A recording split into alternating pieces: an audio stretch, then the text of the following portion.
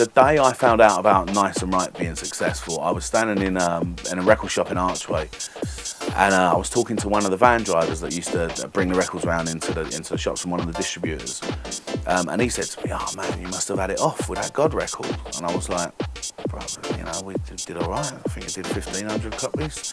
And he said to me, "Grant, we've done about 5,000 just at our distributor. You should check your records." And as it turned out, my partner at the time was not being altogether truthful with the record sales and stuff, so I went round, did a trip around a few different distributors, kind of started getting some sales figures together, and that's when it hit me how big the whole kind of Nice and Right thing had been. I didn't really know until that point. I knew people were playing it on the radio, and you know, I was meeting people when I was out and they were coming up to me saying, "Wow, love your music" and stuff, but I really had no idea what kind of units it was selling. I'd been led down the garden path on that one, being told we were selling 1,000, 1,500, 2,000, which obviously wasn't the truth. There's a story from the past. We'd agreed with the DJ, I won't mention his name, and he said to us, he was DJing at the Gas Club. I remember that it was a Sunday night, so he was DJing at the Gas Club, and he said to us, "Bring down your dub plate and I'll play it for you." I thought, all right, great, it's a start. So we went down to the Gas Club tonight,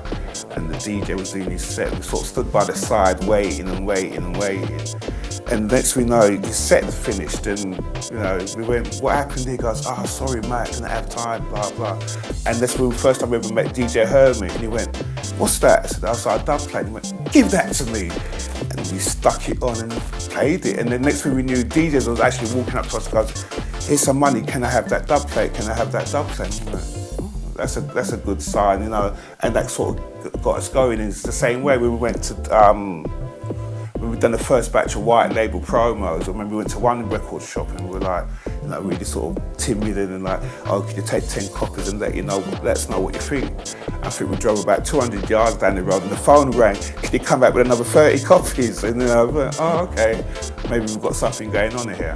A bloke come out of drum and bass. I won't say his name yet, but he's very famous to all garage people that live in garage. And I'll just get to the point. He come out of drum and bass, and he started to make some garage stuff. And he started making some stuff with Jason Kay. And Jason Kay was using him on a 4/4. Well, our mate Bags went, "I'm not going to use him for what he's good at." And we were like, "What's that then, Bags?" "Breaks." And he went in and done Goodbye with Steve Gurley. Yeah. And that was two-step, but with a musical wedge with dark bass lines. Yeah. And Steve Gurley really got his name off Goodbye, and then he done Spirit of the Sun. Then there you go, Public Demand though, that's when the Public Demand stepped in. So he had a big influence and all. I used to be out like during the day, and you'd see someone that you saw in the clubs, and like where it was like underground, like you'd see them and they'd like wink at you or nod, like it was like being in some like strange club with like a funny handshake and all that. Because we used to go down to JTS, which is a pressing plant, and Music House, and we used to go and press dub plates up, like, you know, when we finish them off the computer straight there, and that's where we used to meet most of the DJs. Even though we knew and we played out and we was working together, you couldn't have a proper conversation. So when we used to go down there, it was like, it's true, we'd go in there for like half hour, 40 minutes, maybe more, and it ended up being like 5-6 hours, because Tough Jam will walk in, or Grant will send some stuff down and like, "Oh, do you want a copy of this, boys?" And we're all sitting there. Next minute, you know, you've got a big entourage of DJs sitting in this little cutting house, sweating our things hot in the summer. And that was the good old days. We used to miss that. The Dita remix I did and the two-step thing a bit later on, to be honest, I hated it. Absolutely hated it. I just wanted it off the mixing desk. I was so fed up with it and just thought, I just really didn't like it. I just didn't think it had fulfilled its potential. And then I was down Coliseum one night, and I think it might have been Ramsey and Fenn dropped it, and the place went wild. And I was just like, you can't tell. You can never tell. CC Peniston, somebody else's guy, and we did 3 mixes of that. We did the vocal, we did a dub, and I just said to myself, you know, Matt had left the studio, the other engineer had left the studio, and I said to Gavin, I says, I just got this quick idea that I just want to quickly put down.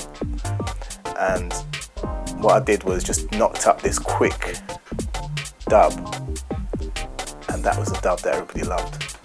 this of Somebody Else's Guy, which I call the SOS dub. Flowers, perfect example. Like this tune was just like basically they give me the vocals. It was an R&B tune that was dead. So they say, oh, do you want to remix this? And I'm like, okay, yeah. My mix gets them, all over like radio, club, number 2 in the charts. My remix, and as soon as they got the hit, it's right back to plan A. Like we're just going to start knocking out really average, no disrespect, guys, but just like bog standard R&B that just you've heard it all before. It's not us. We were very fortunate to be working in one of the most pioneering shops for that music. Yeah, with UK Garage. it lasted 16 years with Division, and we was in there in the beginning and built it through the heyday. And that was a family thing. The only DJ we didn't do was EZ. And I'm not lying, I'd have Ramsey and Fan, I'd have Mike Rothcutt Lloyd was loyal, he was there from day dot, that was his shop. Yeah, with Nigel Penn even coming in. Every DJ, Dream Team, Mikey always used to be in every week and he'd be going, what you got for us boys? Boom, boom, boom, boom. We was in the front line. And that is basically it. Don't care what anyone says, we was in the front line. Yeah, because Brick Lane used to have all the distributors and so massive back in the day, you know what I mean? It was a family thing, everyone's coming in and out, it's like music being exchanged. It was mayhem, you'd be hearing, oh, what's going on, that's what I really do miss. People have asked me in the last 7 years, is there going to be another Bump and Flex track? Is there? And there will be. I mean, I've actually recorded a couple of things. I've done something with Robbie Craig, something with somebody else as well.